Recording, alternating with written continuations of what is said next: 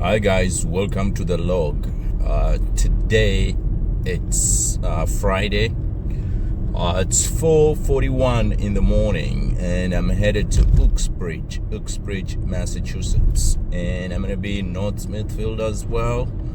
It's some of the remotest places in Massachusetts, and this is where they're sending me. And also, North Smithfield is one of the remotest in Rhode Island, and it's at 4 in the morning, and this is where I'm headed.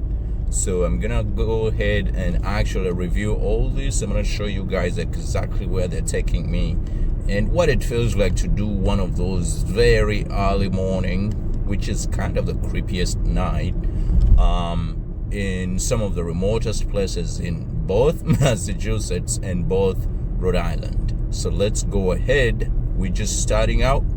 I'll be cutting in and out to show you guys what it means to do one of the creepiest shifts very early in the morning in some of the remotest areas. I'll be back. Here's my first stumble. Came to pay for gasoline. This place is closed, no gas. For some reason it's saying a request is being processed, and nothing is happening, so I guess I gotta move on to look for gas somewhere else. I'll be back. 95 South at 5:11 in the morning. We're still going, guys. We're still going. Alright, so just pulled into North Smithfield, and you can see what I mean when I say remote.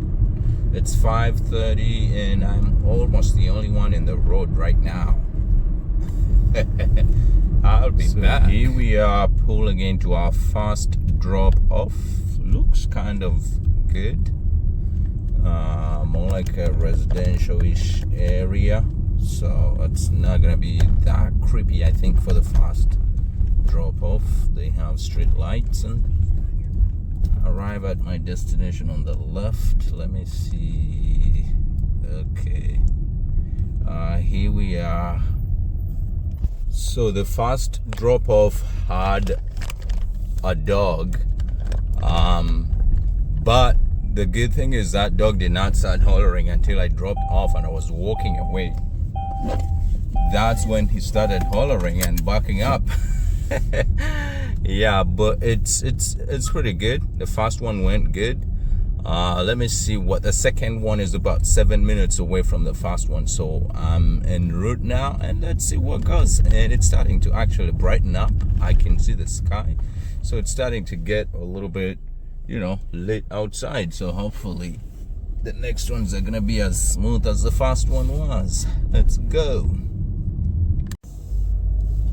So that was my second drop off, and for this one I actually had to pull into their driveway, and what I did is I had to I turned on my flashlight, because all the houses do not have security lights on them sometimes until you get way too close to it. This one didn't have anything at all. But what happens is that I put on my flashlight in the application. When you mark, say you're going to put it at the front door, there is a flashlight sign in the lower right corner, so I turn that on, and I have at least a flashlight on before I get to the house, so I can see the stairs where I'm walking. People have pipes all over the place and stuff like that, so I can navigate it, without a lot of problems. So we're going to the third drop off, and you can see the skies now. Everything is starting to brighten up. That's pretty good. All right, I'll still be back. So now we are number 6. We just dropped off number 5, and it's actually starting to get really good because it's now lit outside. We can see everything pretty clear, and I am now going in. But the thing is, now the next drop off is 16 minutes away from this one. So we're going to drop off number 6, and it's 16 minutes away. So they start, because there is, the way Amazon Flex works is that if they give you fewer packages, they're going to be distant. Like, they're going to be 10 minutes apart. And when they give you a lot of packages, most of the times they're going to be close to each other. And it also depends on what facility you're getting them from. If you're doing the one-day delivery, like the one I just got stuff from right now, things are always usually kind of unpredictable-ish in a way. They're not as organic as it's supposed to be close to each other.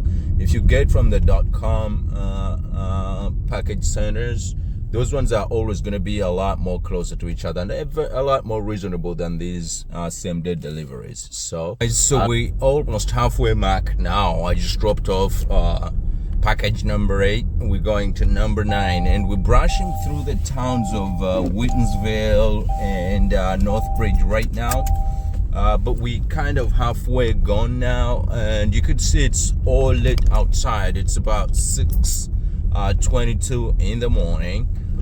This is the time now you start feeling bright because everywhere is actually visible. You don't have the darkness anymore, even though the sun is not out, because we're brushing from the winter, trying to go into the fall. But it's beautiful at this time. The creeps go away, and you start to kind of enjoy the shift, and we kind of midway shift now. So this is the time now I'm gonna start going a lot faster, a lot quicker, and a lot more efficient, guys. So I'm back, and we're doing the final stretch.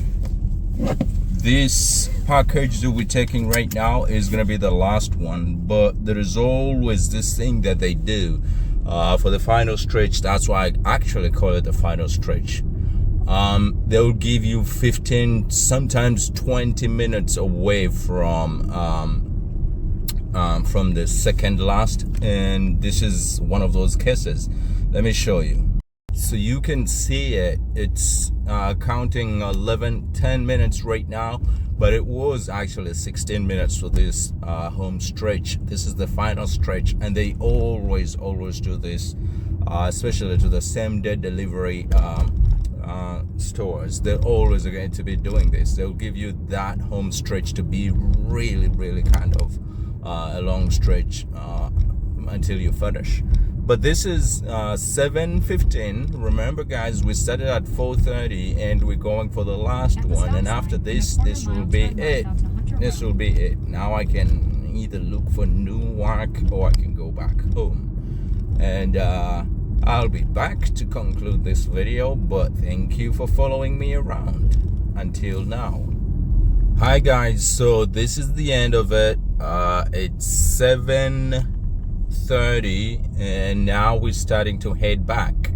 So we started at 4:30, 5, 6, 7:30. Those are 3 hours, and we have a bonus of 30 minutes because it was supposed to be 3 hours and a half, 3.5 hours for the block, but we did it in 3 hours. And if I can show you, I put en route to go back to the station, and you can see it's 1 hour 46 minutes drive, and it's approximately 40 something miles, so 46, so it was about 48 miles to drive back to the station. And you can see, luckily I don't have stuff to take back, but that's how much it is. So 46 miles one way, including the miles to distribute the stuff, in about 46 miles back. So you can see that's about 80 something miles just to go back and forth without the mileage to distribute. So when you count mileage, is that worth for you? And this 3.5 hours shift was $80 for me. So $80 for 3 hours, approximately 3.5 hours, let's say 4 hours that you're going to spend on the entire thing. You're looking at about $20 an hour. So $20 an hour, you have to gas up your car, and you also have to deal with other things. For example, you have to look out for your safety and stuff, and also you have servicing the car. So is it worth to do Amazon Flex, or is it not worth to do Amazon Flex? That decision has to come from you. Different strokes for different folks. It depends on what you're looking for, what your availability is, what time you have to dedicate to this thing. There's some of us who like it because now it's about to be 8, and by 8 something I'm gonna be in my house and I'm gonna be starting on a different other business that I do. And so it depends on a lot of things. But if you ask purely money wise, is $20 an hour good for you? I don't know. That's for different folks, you know. $20 an hour for me may be good. Every once in a while you can make it about 25 an hour, but purely it's going to all add up usually to about $20 an hour.